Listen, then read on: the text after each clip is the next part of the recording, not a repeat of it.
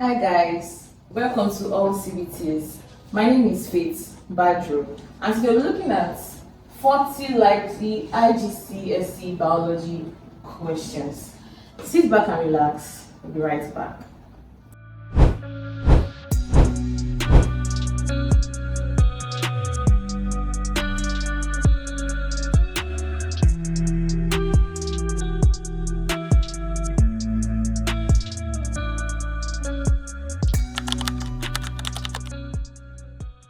These are 40 likely questions that you might see when you are taking your IGCSE exam.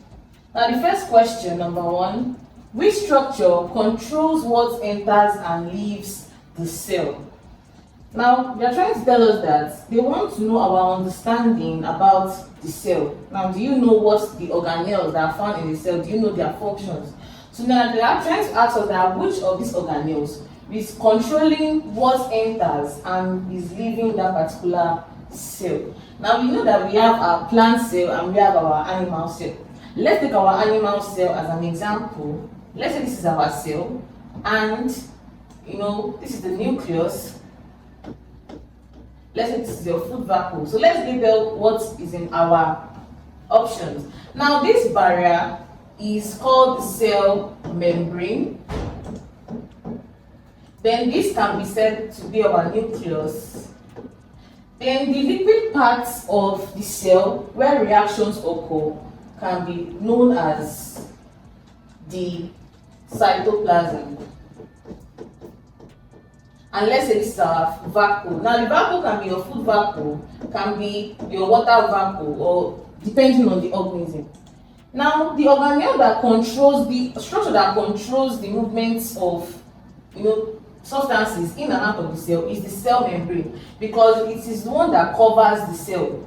So this particular membrane, it is made up of a very, very thick liquid. So it is the one that will control what is entering and what is leaving the cell. So our answer here is option C, cell membrane. Number two, what is the main function of the large intestine? Now they're asking us about the alimentary canal that goes from the mouth to the esophagus, to the stomach, to the small intestine and the large intestine. So once that, what's the function of the large intestine? A, to absorb digested food. B, to absorb water. C, to produce enzymes. And D, to digest proteins. Now, if you look at option A, to absorb digested food. Now, this happens in the small intestine. To absorb water, this happens in the rectum, and our rectum is also, we can call it the large intestine. That's where indigested food is stored. To produce enzymes, enzymes are produced in the mouth and in the stomach, but not in the large intestine. To digest proteins, proteins are digested in the stomach. So the only one that has to do with the large intestine is option B, to absorb water. Number three, which blood vessel has the thickest wall? A, vein. B, capillary. C, arteries. D, plasma. Now we have three main blood vessels, which are the veins, the arteries, and the capillaries. Now, the one that has the thickest wall is the artery. Now, this is because the artery carries oxygenated blood. Now, the rate at which the heart pumps this oxygenated blood into the arteries, don't forget that it is the heart, these arteries connect from the heart to the rest of the body. So, the force that the heart uses to pump blood into these arteries is a very high pressure. So, because of this pressure, the walls of the arteries are said to be very, very thick to withstand the pressure at which the heart is using to pump that blood to the vessel. Number four, what is the term for animals that eat both plants and animals? A, we have herbivores. B, we have carnivores. C, we have omnivores. And D, we have the producers. Now, the herbivores, they feed on plants only. The carnivores, they feed on animals only. The omnivores, they feed on plants and animals. For example, human beings. Then the producers are also plants. So you can say they are just the plant. They don't feed on it. They manufacture their food. They are autotrophic. And the question we asked that which one is the term for ones that feed on animals and plants? So our answer here is option C, omnivores. Number 5, which mineral is important for healthy bones and teeth? A, iron, B, calcium, C, sodium, and D, iodine. Now, if you notice, when you are taking food like milk, you will notice that at the back of the paper or the sachet, you will notice that you see provides strong teeth, gives strong teeth and strong bones. Then you see them that they will put something like this, Ca2+. Now this calcium is known for giving bones and teeth. Iron is for blood formation.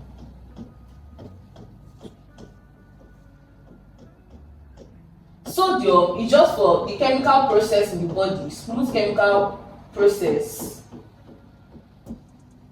Then iodine is for goiter. It prevents goiter. So these are the functions of these particular minerals in the body. Calcium provides strong bones and teeth. Number 6, what is the function of the stomata in leaves? What is the function of the stomata in leaves? Firstly, we have to know that what is the stomata? What is stomata? Now, let's say this is our leaf.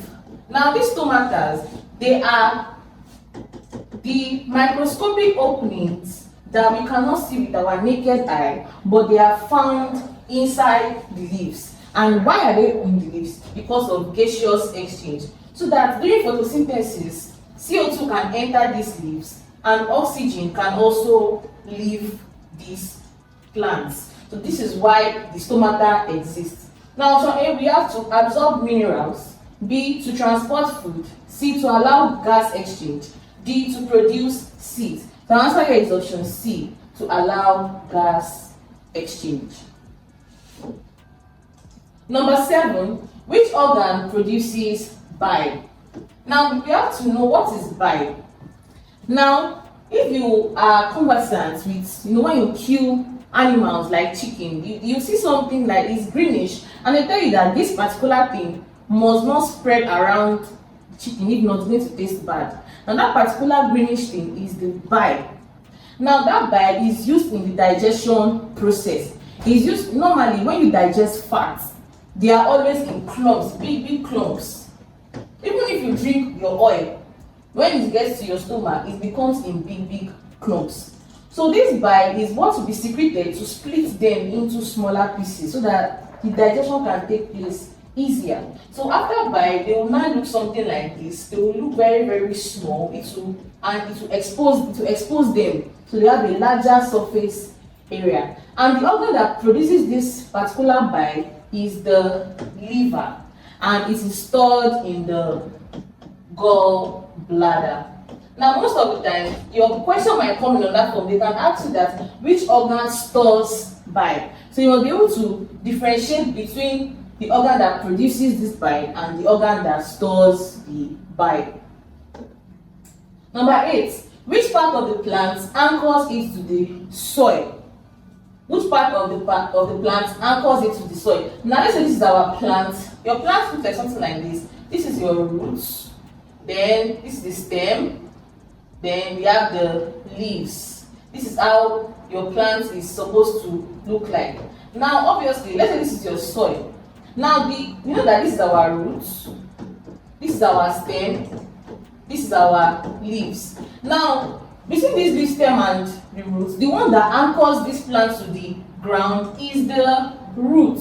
Why? Because it is found inside the soil. So it is what prevents this plant from, just scattering up and down. So our answer is option D. Number 9, what happens to muscles during exercise? What happens to muscles during exercise? A. They require less oxygen. B. They stop respiring. C. They need more energy. D. They produce less carbon dioxide. Now, for example, if you are jogging, when you are jogging, the amount of energy that you need when you are just walking and when you are running or when you are exercising is obviously going to be more, because when you are walking you are not using so much energy, so you are using low energy. But when you are exercising or when you are running, the energy you are using will increase. So when they now ask this kind of question, that what happens to the muscles during exercise, what happens is that they need more energy. That's option C. Number 10. Which structure contains the genetic materials in a cell? What does genetic materials mean? They also mean hereditary materials. They mean the materials that can be transferred from the parents to the offspring. These genetic codes, these chromosomes, which structure in the cell contains it? Now, ribosome is for protein synthesis.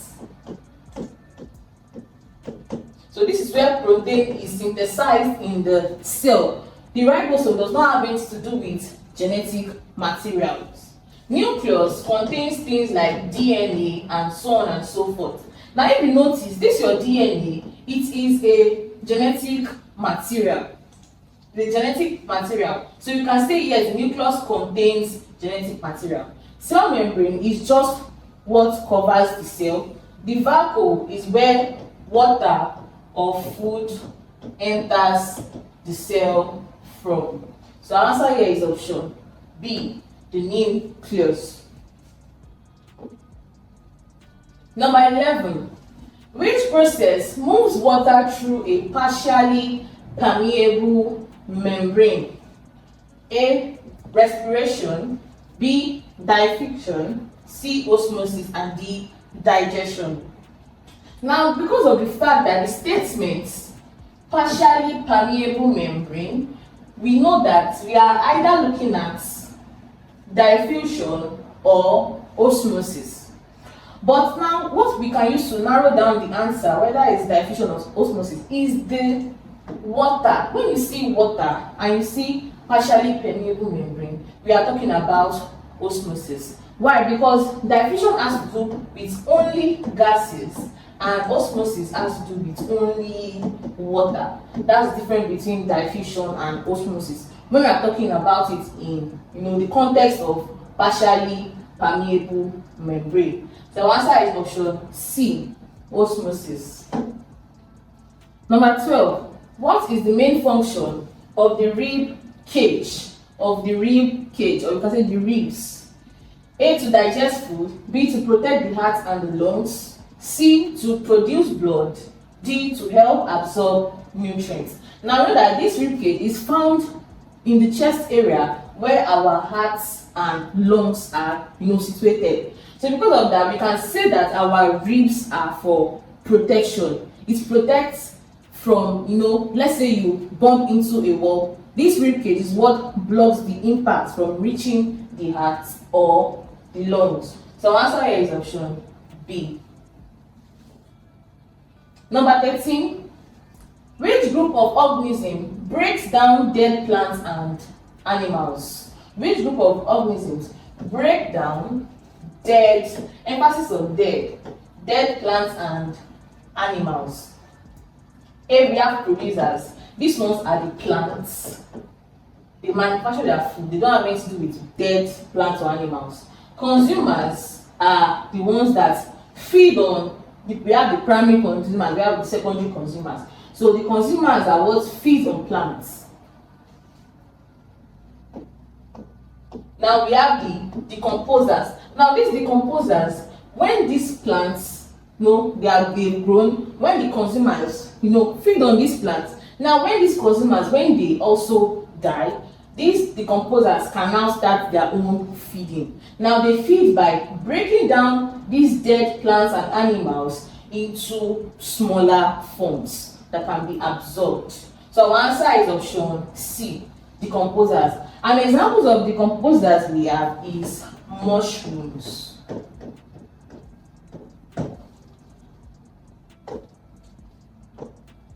Number 14. Which substance give energy quickly during respiration? Which substance give energy quickly during respiration? A. Protein, B. Fats, C. Glucose, D.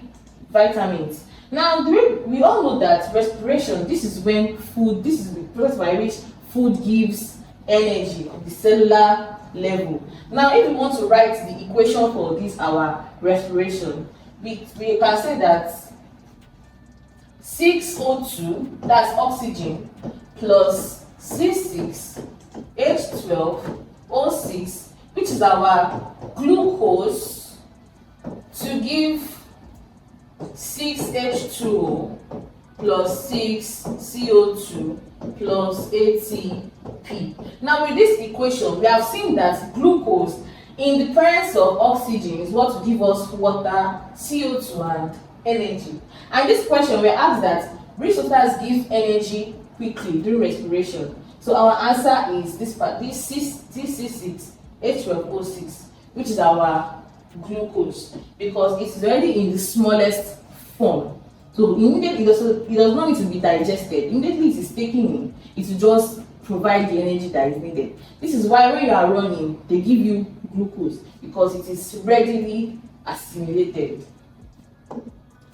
Number 15. Which part of the human eye detects light?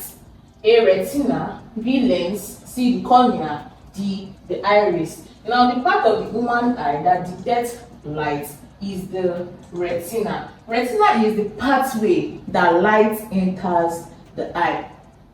Lens is just, what's used to capture images, but retina is the part which light will enter these eyes.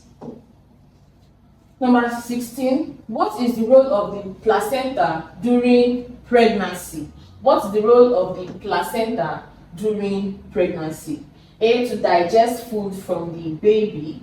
B. To exchange substances between mother and the baby. C. To produce bones. D. To pump blood around the baby. Now, the function of the placenta during pregnancy is mainly for the mother and the baby to exchange food, to exchange substances. For example, you might be wondering that how does a baby in the womb eat? Now, it is the mother. So the food that the mother takes is being given to the baby through that placenta. So answer is option B, to exchange substances between mother and baby. Number 17. Which process occurs in the mouth? Which process occurs in the mouth? A. Protein digestion only. B. Mechanical and chemical digestion. C. Absorption of nutrients. D. Removal of waste products. Now, when you are writing your exam, you don't need to quickly jump to the options. Understand the question. Now, they are asking us that which process. From the option, they are talking about digestion. So in your mind, you have to quickly analyze what happens in the mouth. Now, in the mouth, mechanical digestion happens. How? This is the use of the teeth. The teeth to grind food. So the fact that the teeth is grinding the food and breaking this food is already a mechanical digestion. That's the first one that happens. Another one is the chemical digestion. Now, this chemical, we all know that in the mouth, carbohydrates can be digested in the mouth. Carbohydrates. And how? Because of the enzyme ptyalin. So this ptyalin will convert the starch to maltose. So all this process happens in the mouth. Now, we can now deduce our answer since we have established that mechanical digestion and chemical digestion happens in the mouth. So because of that, when you look at your options, our answer is going to be option B, mechanical and chemical digestion. It cannot be option A because protein digestion does not even happen in the mouth at all. Instead, it happens in the stomach. C cannot be the answer because this one is done in the small intestine. Removal of waste products is done in the large intestine. So our answer is option B, mechanical and chemical digestion. Number 18, which component of blood transports dissolved substances? Which component of blood transports dissolved substances? Now, the blood is made up of the following components, which are the red blood cells, the white blood cells, the platelets, and lastly, the plasma. Now, the plasma makes up to 55% of the blood. It makes up of mostly the blood, and it is the liquid base of the blood. So if anything wants to dissolve, because it is liquid, it can only dissolve in the plasma. The red blood cells is used to carry oxygen. This one is for antibodies, and this one is for clotting of blood. So this makes our answer to be plasma. That's option A. Number 19, why do plants need nitrate ion? Why do plants need nitrate ion? A, to make chlorophyll, B, to absorb sunlight, C, to make proteins, D, to reduce water loss. Now our answer is option C, to make proteins. And why? This is because proteins are made up of carbon, hydrogen, oxygen, and nitrogen. So the fact that there is nitrogen inside this protein, it makes protein to automatically just need nitrate ions, because these nitrate ions are what are going to be able to produce those proteins. And these plants that have nitrate ions, they are the legumes plants. For example, we have the beans. So this is why when we eat beans, you can see that beans gives us protein. It is because of the nitrate ion that can be found in the beans, on all these leguminous plants. Number 20, which type of respiration requires oxygen? Now we have two main types of respiration. We have the aerobic respiration and we have the anaerobic respiration. Now the aerobic respiration is in the presence of oxygen, while anaerobic is the absence of oxygen. So our answer is going to be option A, because we asked that which one requires oxygen. That's aerobic respiration. Hi, I'm sure you enjoyed the video you just watched. To see more content as that, preparing you for your upcoming exam, make sure to smash the subscribe button and turn on notification. Also, remember that you can use the comment section to send us your questions or your inquiries, and we are happy to take them. I'll see you in the next video. Bye.